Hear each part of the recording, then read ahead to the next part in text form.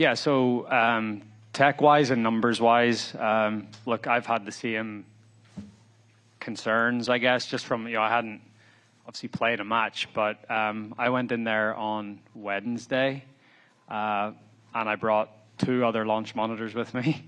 I brought my GC Quad, I brought my TrackMan, and obviously hitting balls into the screen, and every number was virtually identical. So I that put my concerns to bed, which was really good. I hit balls in there for 90 minutes.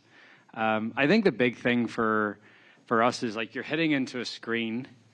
It's obviously a big screen, but when you're playing outside, you've got some sort of connection to the target, right? You've got, this is what we grew up doing. This is what we know. So when you get in there, it's very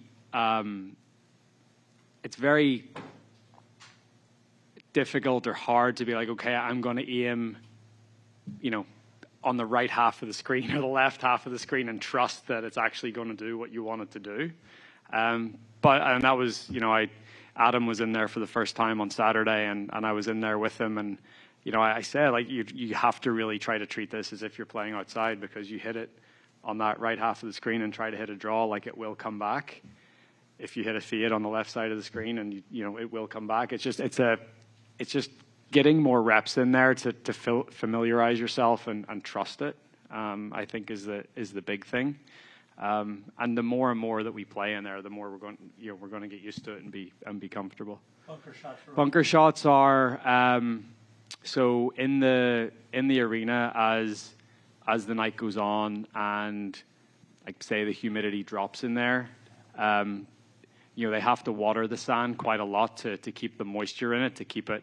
So, like, they only, they get to water it before the game is played, but then once we get in there, it starts to dry up. So the bunker shot that I hit last night, yeah, it felt like my club was going through flour instead of going through sand. So, look, these are all the things that, you learn on the fly, and, like, this is a startup. It's 4 weeks old. So yeah, we've had time to prepare and we've done everything we can, but